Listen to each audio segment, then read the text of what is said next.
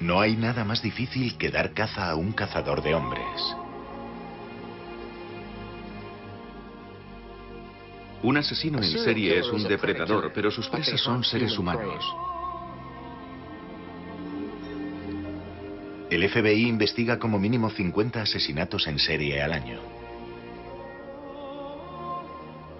Tienen fantasías que les impulsan a la violencia y asesinan una y otra vez.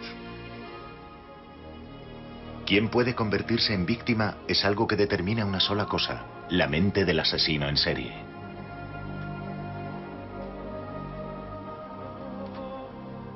Un perfil es un retrato psicológico del asesino, una especie de mapa de la mente del homicida.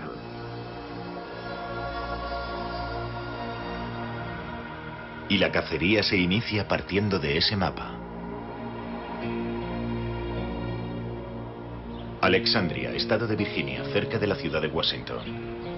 Dos oficiales de policía recuerdan una serie de brutales asesinatos que ocurrieron hace décadas. En el primer caso que tuvimos, el cuerpo apareció en un canal de desagüe.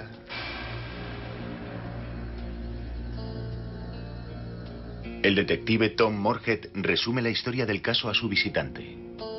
En el caso de la segunda víctima pasaron 6 semanas desde la denuncia de su desaparición hasta que la encontramos, aunque su coche apareció de inmediato.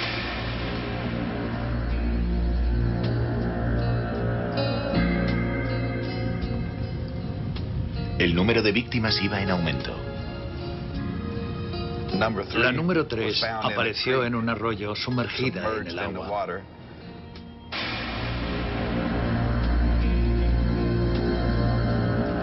Hubo abusos sexuales en todos los casos.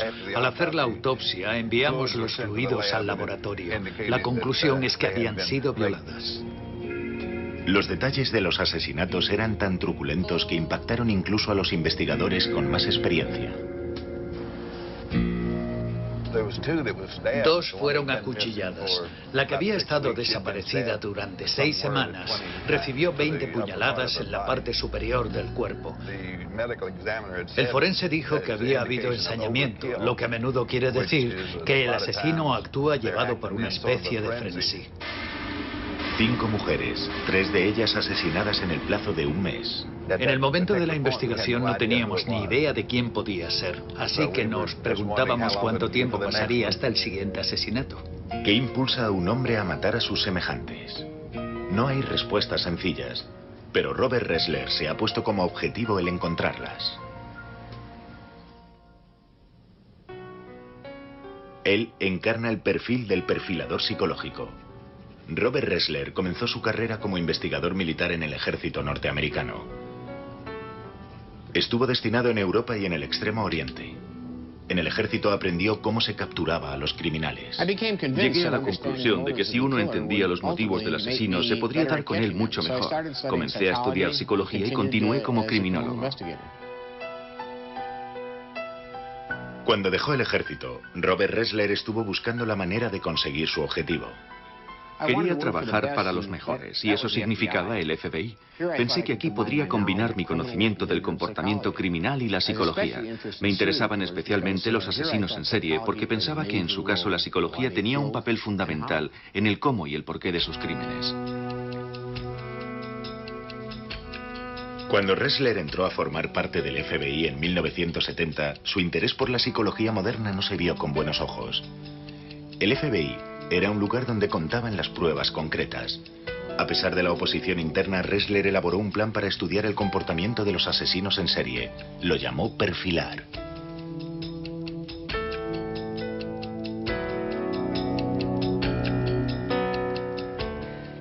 Tuve una comida de trabajo con el por aquel entonces director del FBI, William Webster. Al final de la comida me miró y dijo: señor Ressler, creo que tiene usted una gran idea.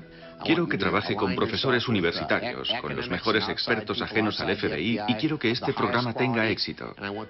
Así se puso en marcha.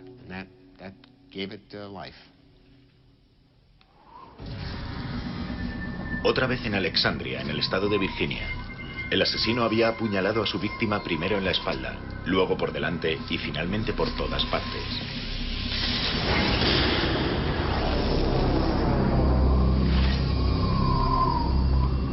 En el depósito de cadáveres es donde Robert Ressler busca las pistas.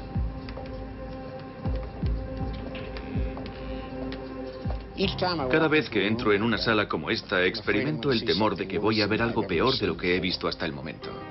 Descubrí desde el principio que hay dos tipos de asesinos en serie, los organizados y los desorganizados. Simplemente observando el lugar del crimen y cómo están los cuerpos, puedo establecer una buena base para elaborar un perfil. El detective Moorhead le explica a Ressler que todas las víctimas fueron encontradas completamente vestidas, pero que sin embargo todas habían sido violadas antes de morir. Si llevan la ropa bien puesta, diría que el asesino les ha ordenado que se vistan ellas mismas. Si la ropa está mal puesta, eso indica que el asesino las vistió después de la muerte. El hecho de que sea de una forma o de otra permite un primer acercamiento a la mente del asesino. Robert Ressler destaca ese revelador detalle. Si el asesino fue capaz de ordenar a las mujeres que se vistieran, delataría a alguien que tenía el control de sus actos, el suficiente como para planear el asesinato. Una mente organizada para el trabajo. Siempre se comienza de esta manera, encontrando un rastro y siguiendo la pista del asesino en serie. La pregunta a responder es, ¿cuál es la fuerza capaz de apoderarse de alguien y empujarle más allá del límite? Robert Ressler ha estado persiguiendo esa maldad desde que cumplió los 9 años. Detenedme antes de que mate otra vez. No puedo controlarme. Palabras garabateadas con un pintalabios en una pared por un asesino desesperado. Chicago, 1946, una ciudad atenazada por el miedo. Las escalofriantes palabras del primer asesino en serie moderno cautivaron el interés de todo el país. 2 mujeres brutalmente asesinadas, encontradas en lugares cuidadosamente pensados. El asesino había llegado incluso a vendar las heridas mortales, como si estuviera avergonzado de lo que había hecho.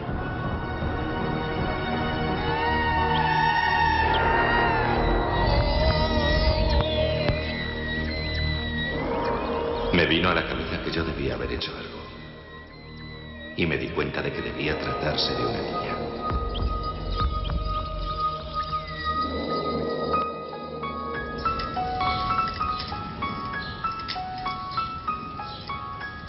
Robert Ressler creció en la zona nordeste de Chicago. Es bueno estar de vuelta en Chicago. Todavía mantiene contacto con su viejo amigo Philip Koslowski. Juntos recorrieron las calles del barrio cuando eran niños. Era un caluroso y largo verano cuando una serie de asesinatos aberrantes, conocidos como los asesinatos del pintalabios, estremecieron a la ciudad. Los niños sintieron tal curiosidad que formaron su propia agencia de detectives. Su misión, capturar al asesino del pintalabios. La idea surgió de una película que habíamos visto en la que unos niños eran detectives, así que decidimos hacer lo mismo. Le poníamos mucha intriga y misterio. Usábamos barbas falsas y gafas oscuras, sin las que considerábamos que ninguna organización de espionaje que se precie puede pasar.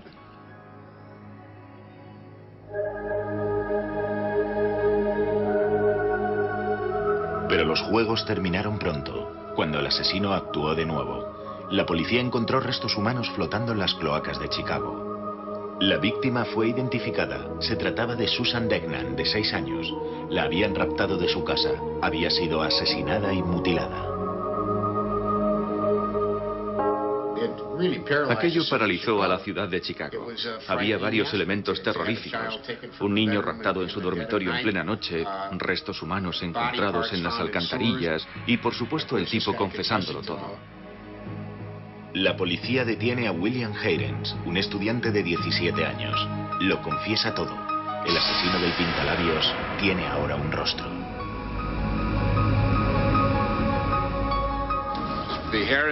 El caso Heirens tuvo un tremendo impacto en la población de Chicago. En tu caso te llevó de hecho a intentar introducirte un poco en la mente de esa persona y descubrir las razones por las que lo hacía. Y luego eso te condujo hacia la carrera que acabaste por elegir. Así es. El asesino del pintalabios suscitó mi curiosidad y eso nunca me ha abandonado. Yo quería entender a la gente que era como William Heirens. Heirens entraba en los apartamentos de mujeres jóvenes. Cuando le sorprendían, asesinaba casi sin pensarlo. Matar no era una satisfacción, era un mal necesario. El hecho es que sufría un verdadero impulso obsesivo-compulsivo que lo llevaba a efectuar esos robos, y se hizo tan fuerte que ya no podía resistirse a él. La pregunta era, ¿sufren estos asesinos impulsos irresistibles o se trata de una compulsión ante la que deciden no resistirse? El joven Ressler estaba fascinado. Tomé una decisión, quería convertirme en un detective de verdad. ¿Te acuerdas de aquel tipo que solía llevarnos la compra a casa? El hombre que llevaba la compra a casa de los Ressler no era otro que uno de los más terribles asesinos en serie de nuestros tiempos.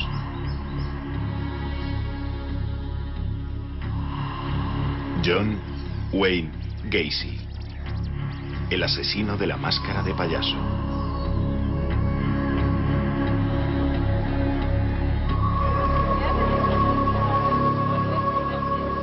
Los payasos asesinan con impunidad. 1978. John Wayne Gacy era un ciudadano respetado en la ciudad de Chicago. Durante los fines de semana solía entretener a los niños con un traje casero de payaso. Nadie sabía lo que realmente ocultaba la máscara.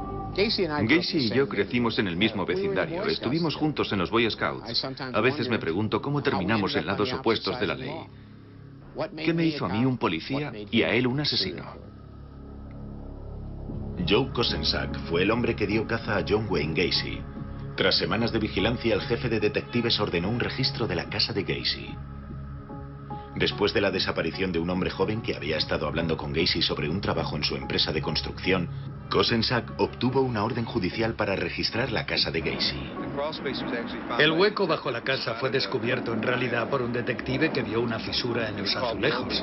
Me llamó, nos hicimos con un destornillador y conseguimos abrir la trampilla. En aquel momento no sabíamos que se trataba de una trampilla, pero todo el suelo de ese armario se levantaba. Y entonces vimos que se trataba del acceso a un hueco bajo la casa.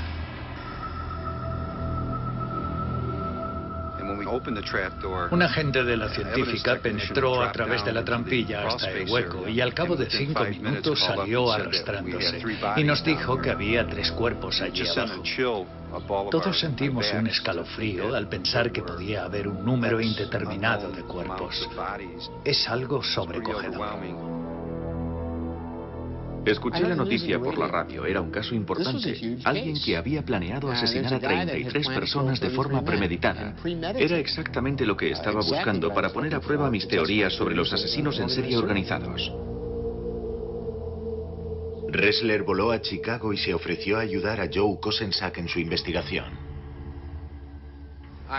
Me incorporé a la investigación cuando comenzaron a aparecer los cuerpos. Fui a la oficina local del FBI y les dije, ¿qué puedo hacer para ayudar? Pertenezco a la unidad de ciencias del comportamiento del FBI. Tenemos algunas ideas respecto a este material. Una de las cosas que les indiqué que hicieran fue buscar los objetos personales de la gente declarada como desaparecida en esa zona. La policía encontró un carné en el archivador de Gacy. Pertenecía a un hombre joven que había desaparecido varios meses antes. Y eso encajaba con un montón de cosas que tú nos habías contado sobre esos tipos. Sí, esa es una de las cosas que descubrimos sobre ellos, que conservan objetos personales de sus víctimas. El asesino en serie se queda con los anillos del colegio, las cadenas de oro, las hebillas de los cinturones, los carnés de identidad.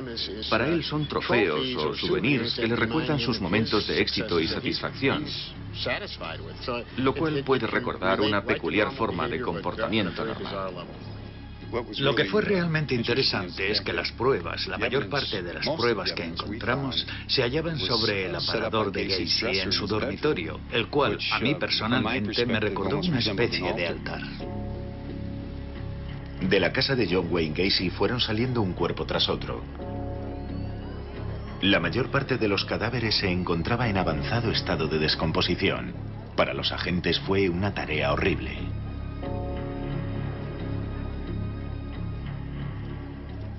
¿Qué le había hecho a aquellos chicos? Era como encontrarse en mitad de la peor pesadilla. La violencia de los crímenes era simplemente horrenda. Muchos de los policías sufrieron depresión porque nunca habían visto a personas torturadas y asesinadas de esa manera. Tiempo después, mientras estaba celebrando la cena de Nochebuena con mi familia, me vino a la cabeza el pensamiento de que había 33 chicos que jamás volverían a celebrar una Navidad. Y yo estaba con mi familia. Lo que había visto era sencillamente devastador. La casa de Gacy fue completamente desmantelada. Hoy se levanta un nuevo edificio en ese solar. Este es John Wayne Gacy camino de los juzgados. Se convirtió de manera instantánea en el asesino en serie más famoso de Norteamérica.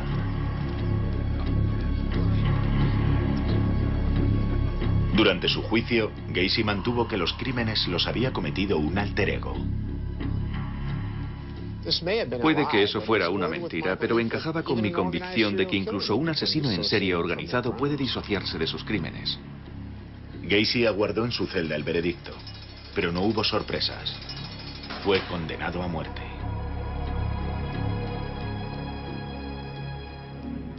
Tras la detención de Gacy, Ressler convenció a sus superiores del FBI de que una serie de entrevistas exhaustivas con asesinos en serie como Gacy resultaría beneficiosa para el programa. Les expliqué que un hombre como Gacy podía darnos mucha información sobre la razón por la que asesina. Se trataba de una oportunidad que no podíamos dejar pasar. Me alegro de que estuvieran de acuerdo.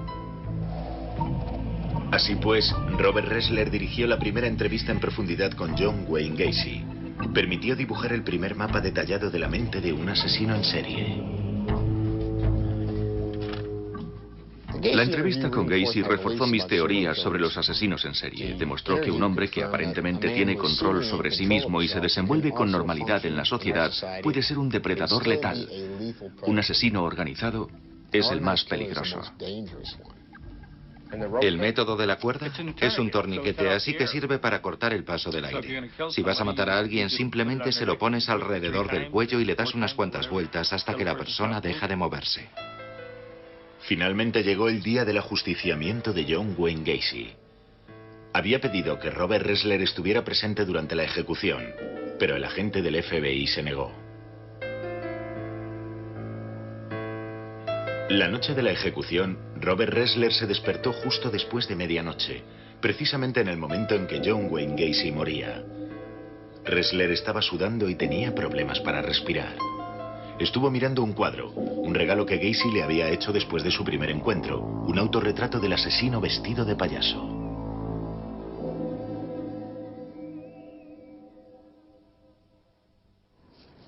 Otra vez en Alexandria, Virginia. El asesino había estrangulado a su siguiente víctima solo con sus manos.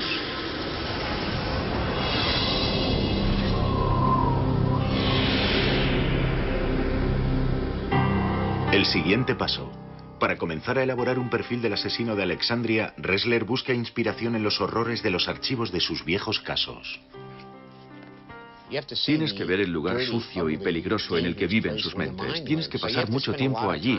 A veces cuesta cerrar la puerta cuando la dejas. Para empezar, Ressler reúne las pruebas que sugieren un denominador común. Las mujeres tienen todas aproximadamente la misma edad y la misma apariencia. Las circunstancias de sus desapariciones son todas similares. El lugar donde se las ha encontrado también es similar. Así pues, hay similitudes con las que podemos trabajar para trazar un perfil. Apuñalamiento, ahogamiento, estrangulación. Este tipo no ha encontrado todavía su pasión. El asesino en este caso es casi seguro un varón joven. Yo no iría buscando a un varón mayor y experto que haya entrado y salido de la cárcel varias veces. Yo diría que es alguien menor de 30 años. Un individuo que ha vivido una infancia perturbada. Un individuo que proceda de un hogar disfuncional.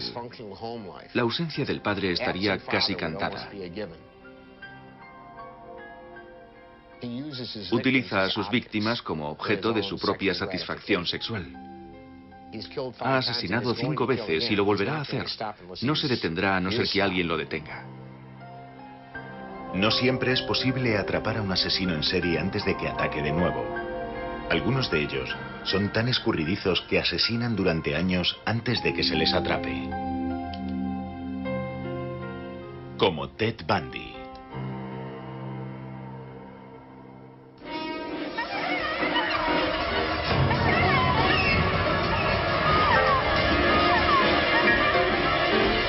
Era como salir de un trance o sueño horrible.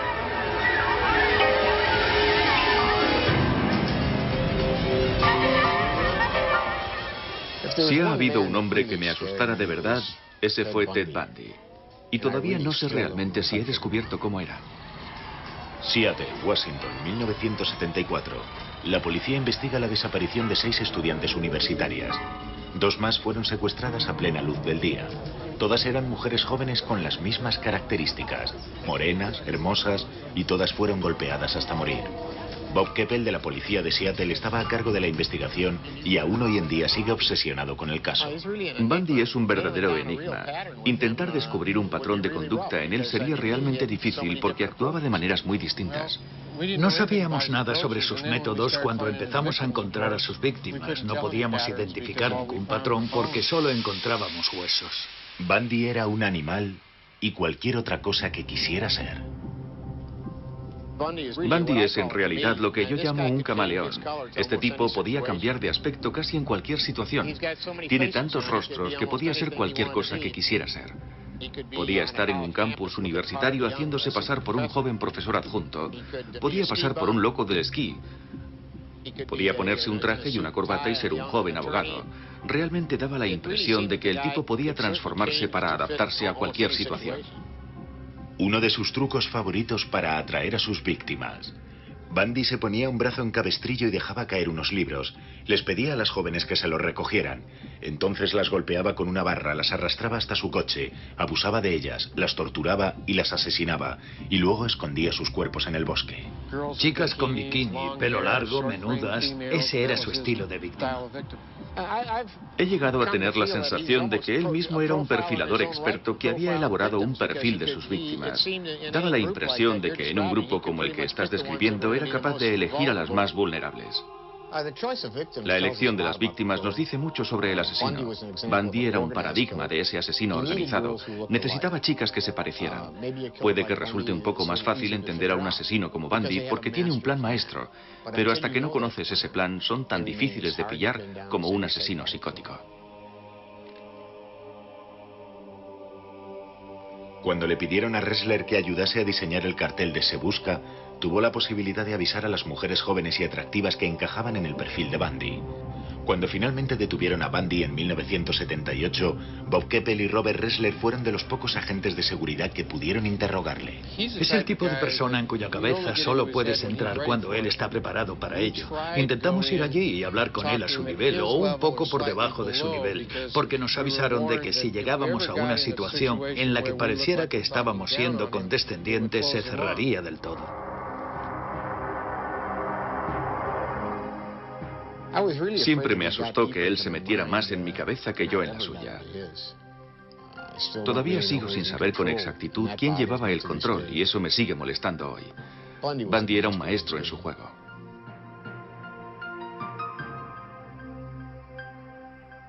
La última treta de Bundy consistió en ofrecerse como asesor de la Unidad de Ciencias del Comportamiento. El asesino maestro pretendía dar clases a un grupo muy selecto, pero el FBI rechazó ese trato. 24 de enero de 1989. Todo el mundo aguarda la ejecución de Bundy. En su celda, el asesino lee un libro. Sabe que el fin está cerca. En el exterior se ha reunido una multitud para celebrar su muerte.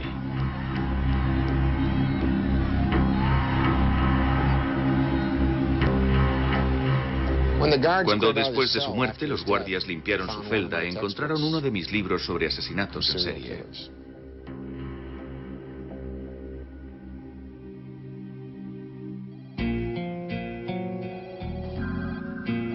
Bundy nos enseñó una cosa: se necesita un esfuerzo organizado para analizarlos a ellos y a sus crímenes. Si hubiésemos dispuesto de un sistema informático con referencias cruzadas, podríamos haber establecido conexiones entre sus crímenes mucho antes, y con mejores perfiles podríamos haber dado con él mucho más rápido. Después de Bundy nos aseguramos de crear una base de datos nacional para que todo eso fuera posible. Después de Bundy, el FBI entendió el valor de los perfiles. Sin un perfil criminal, los investigadores no tienen una idea del tipo de persona que buscan. No conocen la edad, no conocen el sexo, no conocen la raza. No tienen ninguna noción sobre la personalidad del individuo. Antes de la existencia de los perfiles, los agentes buscaban pruebas forenses convencionales. Sangre, fibras o huellas dactilares que ayudasen a identificar a un sospechoso. Cuando disponemos de un perfil, se le da al investigador la oportunidad de tomar un atajo y localizar al sospechoso más verosímil, el cual a menudo resulta ser tu asesino. ¿Cómo fue quitarles la vida a esas mujeres? Ella salió del coche y comenzó a correr. Yo salí y eché a correr tras ella. Corrió hasta una carretera en la que había un bosque. La apuñalé por la espalda y cayó al suelo. Creo que la apuñalé 4 o 5 veces más.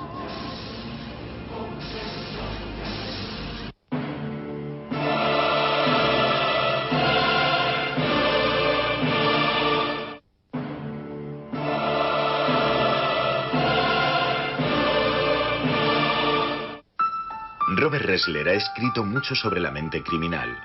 Su experiencia con los asesinos en serie más famosos configura el núcleo de su forma de elaborar perfiles.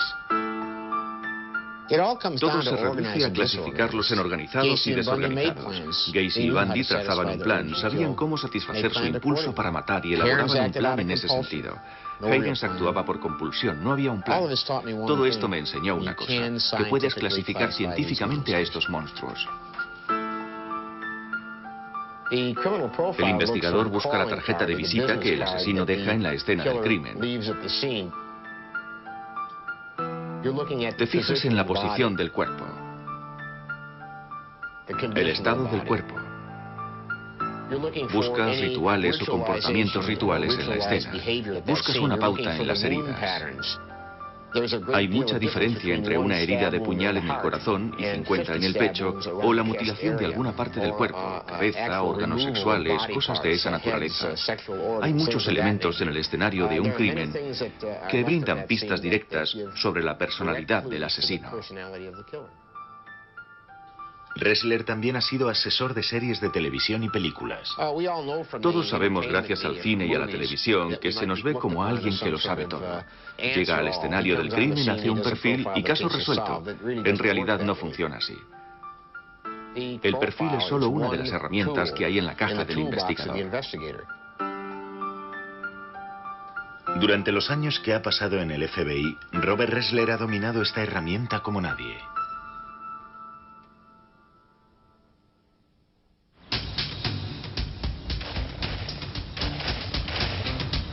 Academia de Entrenamiento del FBI en Quantico, Virginia.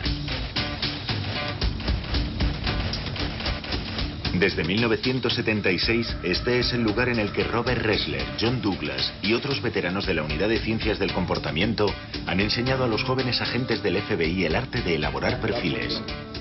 Aquí, Ressler ha contribuido a la formación de generaciones de analistas. No somos trabajadores sociales, no somos psicólogos, no somos psiquiatras. Tenemos algunas nociones en este tipo de materias. Ressler fue un pensador muy original en el terreno de la psicología criminal.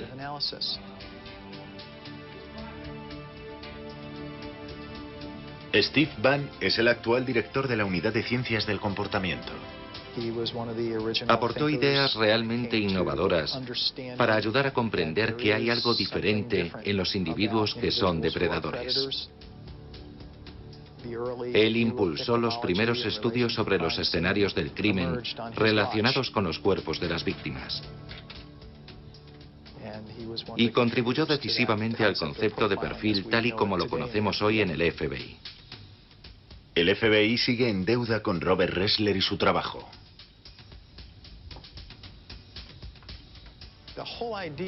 La simple idea de ir a una cárcel e intentar comprender cómo funcionan las cabezas de esas personas que han sido los asesinos en serie más famosos es tremendamente original.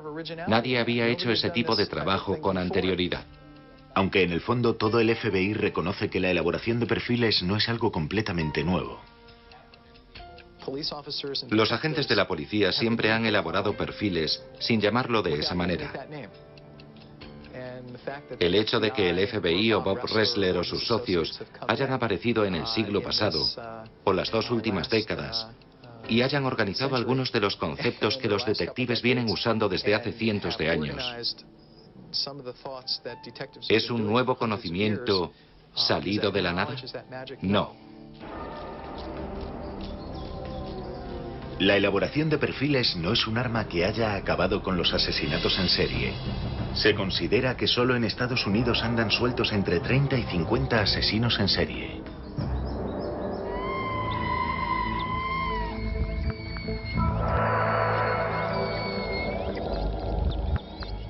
Siempre supe la diferencia entre el bien y el mal, pero aún así no pude dejar de actuar.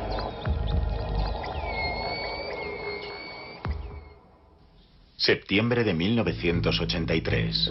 Tuvimos el caso de un niño repartidor de periódicos desaparecido cuyo cuerpo se halló en Omaha, Nebraska. El FBI pensó que podía estar relacionado con un caso de Iowa a unas 300 millas de distancia. Me ordenaron que fuera a Omaha de inmediato.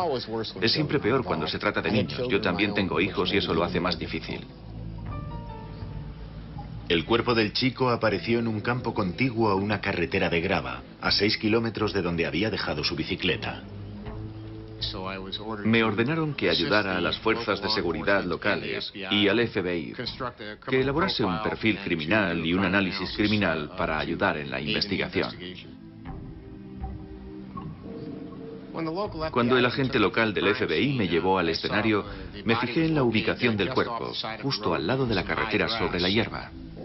Ressler percibió que el asesino no se había molestado en deshacerse de su víctima en un arroyo cercano. Esbocé un perfil previo. El individuo era probablemente una persona joven, quizá no muy fuerte, que encontraba difícil acarrear un peso muerto y posiblemente había abandonado el cuerpo antes de lo planeado. Al mismo tiempo tuve la sensación de que se trataba de un principiante, que no nos enfrentábamos a un asesino en serie con experiencia, sino que posiblemente se trataba de su primer crimen.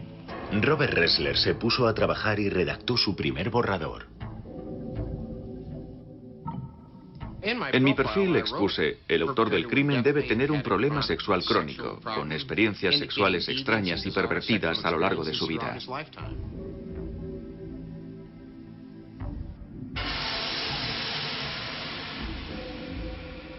La forma en la que había aparecido el cuerpo del niño le reveló mucho a Robert Ressler sobre el asesino. A pesar de que había una aparente motivación sexual, no había acto sexual, no había indicios de penetración en el joven, su ropa interior estaba intacta.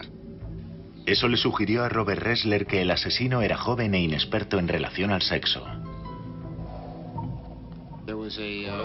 Faltaba un trozo de carne del hombro del chico, un trozo que había sido rebanado. También faltaba un pedazo en la pierna. Además de los cortes, la carne desaparecida me indicaba que el asesino podría haber mordido a su víctima, lo cual sería típico de este tipo de crímenes, morder llevado por el frenesí. También tuve la impresión de que nuestro hombre era un lector de revistas de detectives. Al haber recortado las marcas del mordisco, me daba la pista de que este hombre sabía que las huellas dejadas por los dientes pueden ser identificadas por el forense. En diciembre del mismo año, justo antes de Navidad, otro muchacho joven aparece muerto en Omaha.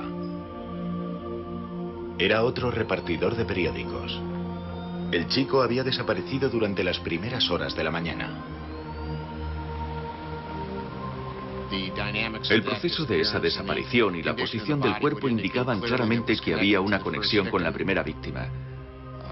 Tuve la sensación de que mis peores temores cobraban forma. Un asesino en serie andaba suelto.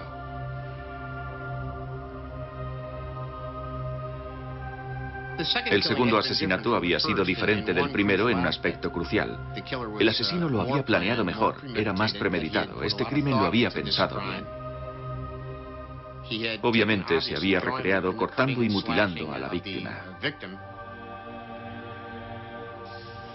Todo ello me indicaba que el asesino estaba disfrutando con su labor y que de hecho lo iba a hacer otra vez. Robert Ressler sabía que si quería evitar más asesinatos tenía que elaborar un perfil mejor. Revisé mi primer perfil. Ahora tenía la impresión de que el asesino residía en la zona de Bellevue o más probablemente en la base aérea.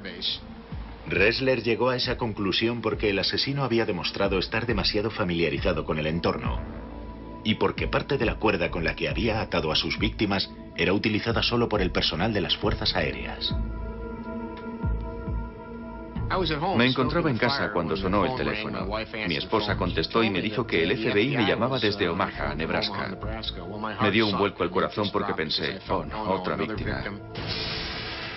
John Juber, 21 años, 1,70 m, 74 kilos de peso. Un técnico de radar de escasa graduación de la base aérea. El agente me dijo por teléfono que habían encontrado a un buen sospechoso. Estaba bajo custodia y encajaba con numerosos aspectos de mi perfil. La policía había hecho el seguimiento de un sospechoso que vivía en la base aérea. Cuando registraron la habitación de Juber encontraron 24 revistas de detectives. Se confirmaba incluso este pequeño detalle del perfil de Ressler. Mi perfil ayudó en la captura del asesino y eso me llenó de satisfacción. Di en el clavo con las revistas de detectives, pero todo el asunto era terrorífico porque era solo un muchacho. Este caso me afectó más que otros, no solo por mi relación directa con su captura, sino también porque me mostró que los mecanismos de una mente criminal se aplican al margen de lo joven que sea el asesino. John Juber fue ejecutado en la silla eléctrica por los asesinatos de los dos chicos repartidores de periódicos. El caso de Alexandria sigue abierto. El asesino mantuvo bajo el agua a su siguiente víctima hasta que ella dejó de forcejear.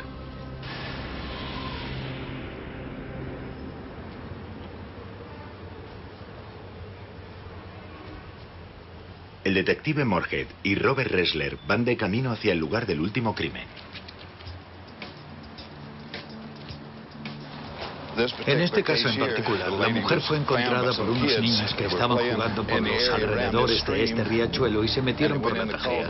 Encontraron el cuerpo como a la mitad, medio cubierto por toda la suciedad arrastrada por la tormenta que se había amontonado sobre el cuerpo. Y esta es la tajea en la que apareció.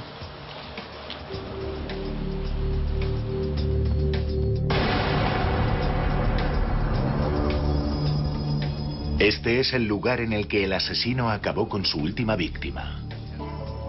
A veces da la sensación de que el asesino sigue aquí. Es escalofriante, es aterrador. A veces me pregunto si no estoy llegando demasiado lejos. Todo estribaba en tener el control absoluto. ¿Por qué y de dónde surgía? No lo sé.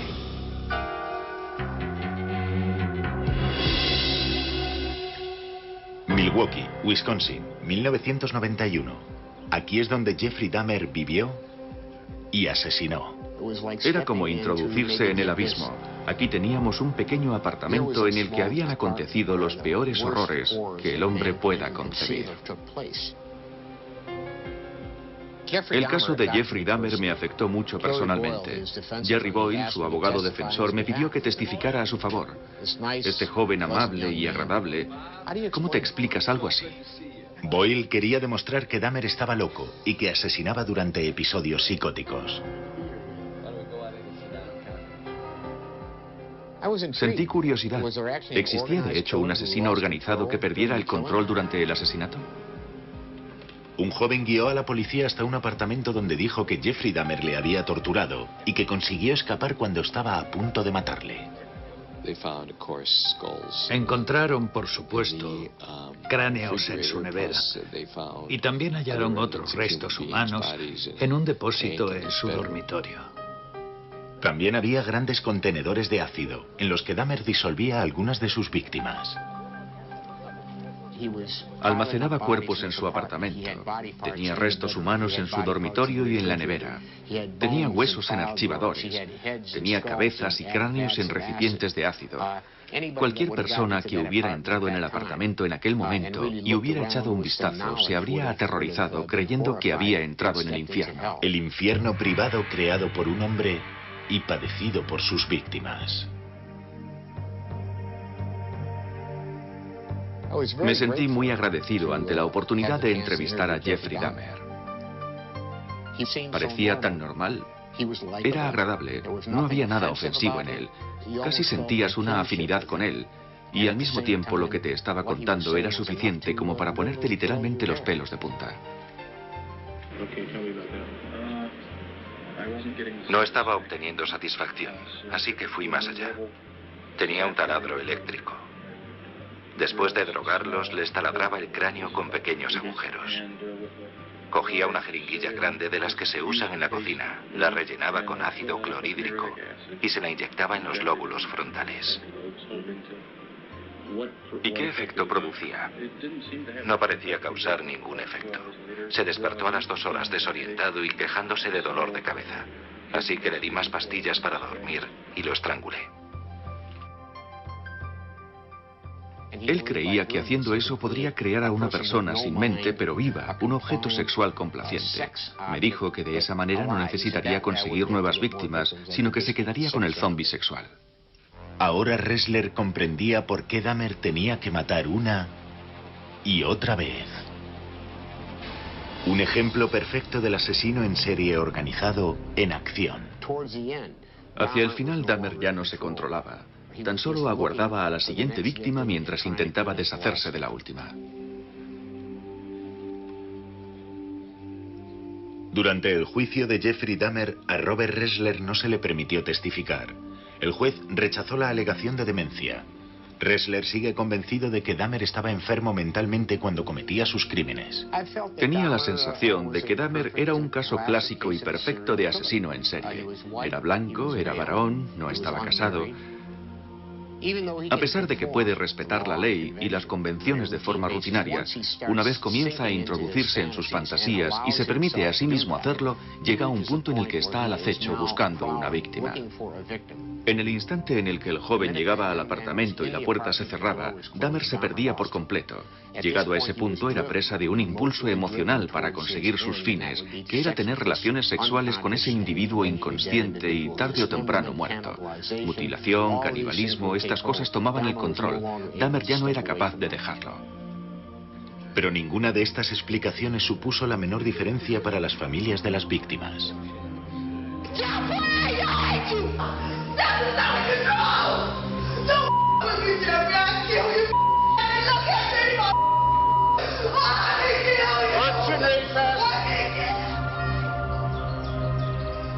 El caso de Jeffrey Dahmer era especial. Me invitó a entrar en su mente y de repente lo inexplicable se volvió explicable. Los Bob Ressler de este mundo, si no tienen cuidado, pueden acabar en un pésimo estado mental. Lo que están intentando hacer como algo bueno puede convertirse en algo malo para ellos, porque puede tener el efecto de cambiar su espíritu mismo, su esencia.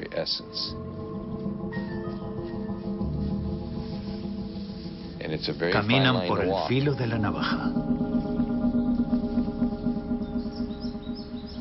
El hogar de Lionel y Shari Dahmer.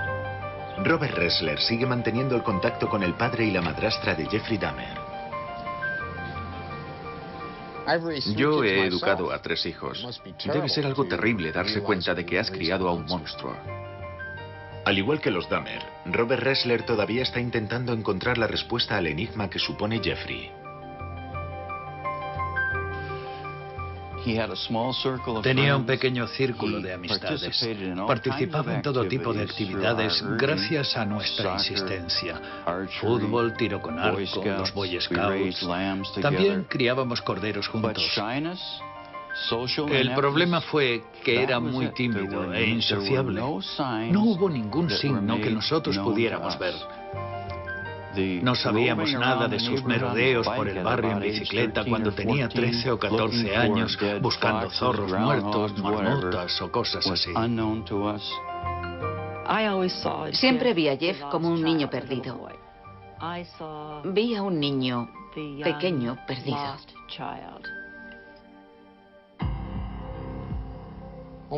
Cuando nos sentamos a hablar, me sorprendió lo rápido que se abrió Jeff Dahmer. Le pregunté por sus emociones cuando todo eso estaba sucediendo, si se sentía enardecido y exaltado. Me dijo que no. Afirmó que actuaba de manera mecánica y que era como si se estuviera viendo a sí mismo y observando lo que sucedía. Eso es un síntoma claro de disociación. La disociación llevada al extremo origina un trastorno de personalidad múltiple. Era como si hubiera dos Jeffs. Uno estaba metido en el horror de todo el asunto y el otro se apartaba y observaba. Dijo, me cubría una manta de plomo y tenía una horrible sensación de pérdida. Su última víctima me dijo que cuando consiguió escapar, Jeffrey estaba en el dormitorio, se balanceaba y canturreaba, y que parecía que se hallaba en una especie de trance. Cuando este joven regresó horas más tarde con la policía, Jeffrey no se había movido, seguía haciendo lo mismo. Dahmer cambió la forma en la que yo enfocaba toda mi elaboración de perfiles. Por primera vez estaba viendo a un asesino organizado que perdía el control en un episodio psicótico. Me enseñó que no todo era blanco o negro. Él no sabía en absoluto por qué estaba obsesionado con esos pensamientos, esos actos que realizaba.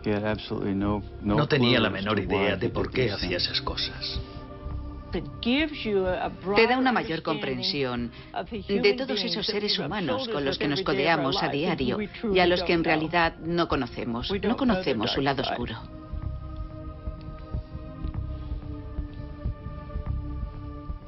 Dolor y confusión. Las víctimas y sus familiares lo conocen bien. Incluso el especialista no es inmune.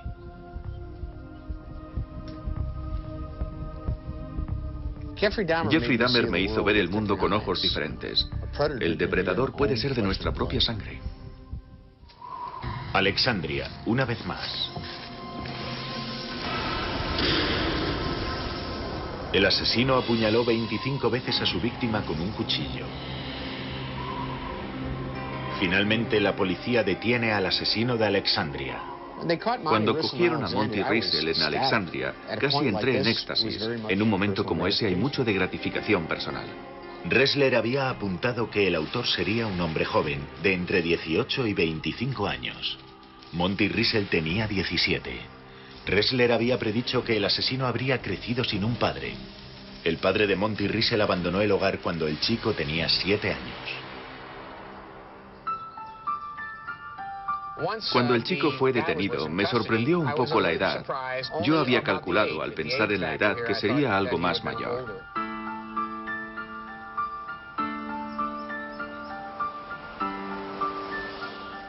En cierto sentido, esto es el final. Has estado trabajando en algo que ya puedes archivar, pero lo más importante es que ahora tienes la posibilidad de sentarte con el individuo, de hacerle preguntas. En cierto sentido, se convierte en una validación del perfil que has elaborado. ¿Has tenido razón? ¿Has dado en el clavo?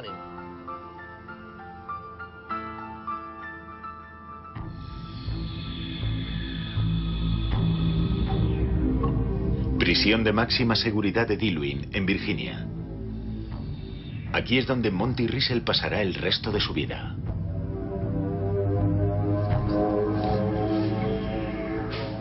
Siempre te preguntas, ¿cómo va a ser el encontrarte con un hombre sobre el que ya sabes tantas cosas? ¿Qué aspecto tiene un monstruo? Es siempre sorprendente. Una vez más, Robert Riesler se dispone a bucear en la mente de un monstruo.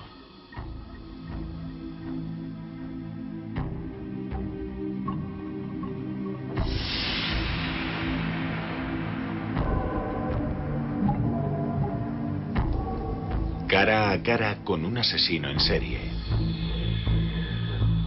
Robert Riesler se introduce en el mundo extraño y distorsionado de Monty Riesel.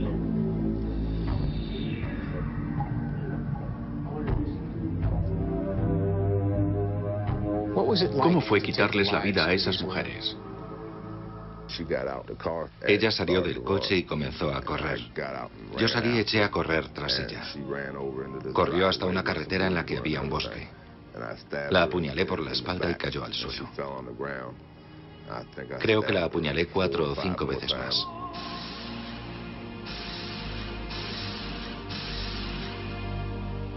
Todo lo que Robert Ressler puede hacer ahora es escuchar. Se fue haciendo peor con cada una. No solo en cuanto a la violencia. Te ibas volviendo más autoritario. Ya no negociabas. Más autoritario, más exigente, con más necesidad de poder. Buscaba el control total, la dominación. Tenía poder para controlar a otro ser humano. Y eso hacía que me sintiera invencible. No estabas buscando a nadie en concreto, ¿verdad? No, simplemente fue la emoción del momento. Estaba paseando y llevaba todas esas cosas en mi cabeza. Y me dio la impresión de que algo se rompía en mi interior. Simplemente tuvo la mala suerte de que yo estaba allí cuando ella volvía a casa. El trabajo de un psicólogo criminal termina aquí, dentro de la mente de un asesino. Tiene algo de magia. Es como si dispusiera de una llave o de una ventana, a través de la cual puede mirar. Y cuando mira puede ver lo que alguien está haciendo.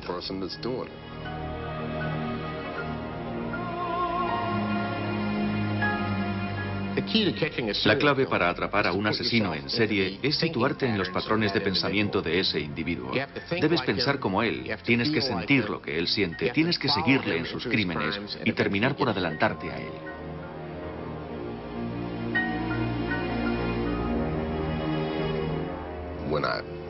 Cuando le hago un dibujo o le explico qué es lo que sucedió, parece estar allí.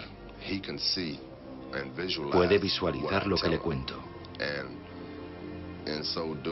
Y al hacerlo, se introduce en mi cabeza y puede ver a dónde voy o lo que estoy a punto de hacer.